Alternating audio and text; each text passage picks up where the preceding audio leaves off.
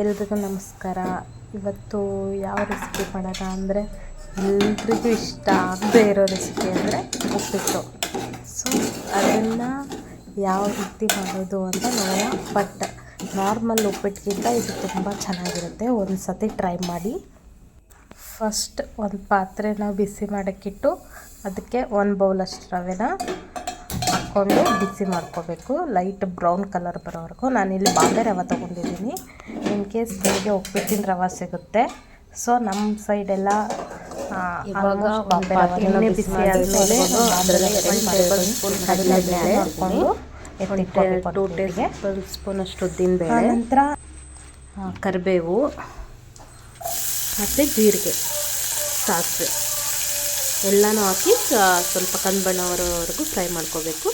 ಅದಾದಮೇಲೆ ಚಿಕ್ಕದಾಗಿ ಹೆಚ್ಚಿರೋ 1 ಈರುಳ್ಳಿ ಮತ್ತು ಚಿಕ್ಕದಾಗಿ ಕಟ್ ಮಾಡಿರೋ ಅಂಥ ತರಕಾರಿ ಯಾವುದಿದ್ರೂ ಓಕೆನೆ. ನಾನಿಲ್ಲಿ ಬೀನ್ಸ್ ಮತ್ತು ಕ್ಯಾರೆಟ್ ಯೂಸ್ ಮಾಡ್ತಿದ್ದೀನಿ.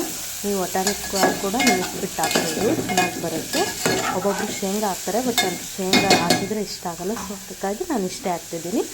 ಮತ್ತು ಚಿಕ್ಕದಾಗಿ ಹೆಚ್ಚಿರೋ ಟೊಮೊಟೊ ಇದನ್ನೆಲ್ಲ ಹಾಕಿ ಸ್ವಲ್ಪ ಉಪ್ಪು ಹಾಕಬೇಕು. ರುಚಿಗೆ ತಕ್ಕಷ್ಟು ಉಪ್ಪು ಹಾಕಿ ಎಲ್ಲ ಮಿಕ್ಸ್ ಮಾಡಬೇಕು. ಮಿಕ್ಸ್ ಮಾಡಿದ್ರೆ ತೆಗೆದುಬಿಟ್ಟು ಒಂದು 5 ನಿಮಿಷ ಅದು ಚೆನ್ನಾಗಿ ಎಣ್ಣೆಲೇ ಸಾಫ್ಟ್ ಆಗಿರೋ ಥರ ಬಿಡಬೇಕು. ಮುಟ್ಟಿ ನೋಡಬೇಕು, ಸ್ವಲ್ಪ ಸಾಫ್ಟ್ ಆಗಿರಬೇಕು. ನಂತರ 3 ಬೌಲಷ್ಟು ನೀರು ಹಾಕಬೇಕು. ನಾನು ಆವಾಗಲೇ 1 ಬೌಲಷ್ಟು ರವೆ ತೊಗೊಂಡಿದ್ದೆ. ಸೊ ನಾನಿಲ್ಲಿ ಅದ್ರ ದುಪ್ಪಟ್ಟು ಅಂದರೆ 3 ಬೌಲಷ್ಟು ನೀರು ಹಾಕ್ತಾಯಿದ್ದೀನಿ. ಯಾಕಂದರೆ 1 ಬೌಲ್ ರವೆಗೆ 3 ಬೌಲ್ ನೀರು ಹಾಕಲೇಬೇಕು, ಇಲ್ಲ ಅಂದರೆ ತುಂಬ ಗಟ್ಟಿ ಆಗಿಬಿಡುತ್ತೆ. 1 ಬೌಲಿಗೆ 2 ಬೌಲ್ ಹಾಕಿದರೆ ತುಂಬ ಗಟ್ಟಿ ಆಗುತ್ತೆ.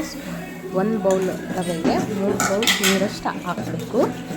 ಸೊ ಆವಾಗಲೇ ರವೆ ರೋಸ್ಟ್ ಮಾಡ್ಕೊಂಡಿದ್ವಲ್ಲ ಅದನ್ನು ಲೋ ಫ್ಲೇಮಲ್ಲಿ ಗ್ಯಾಸ್ ಇಟ್ಟು ಚಿಕ್ಕದಾಗಿ ಹಾಕಿ ತಿರುಗ್ತಾ ಇರಬೇಕು. ಯಾಕಂದರೆ ತಿರುಗಲಿಲ್ಲ ಅಂದರೆ ತುಂಬ ಗಂಟಾಗಿಬಿಡುತ್ತೆ. ಸೊ ಅದಕ್ಕೆ ಒಂದು 5 ನಿಮಿಷ ಕೈ ಆಡಿಸ್ತಾ ಇರಬೇಕು.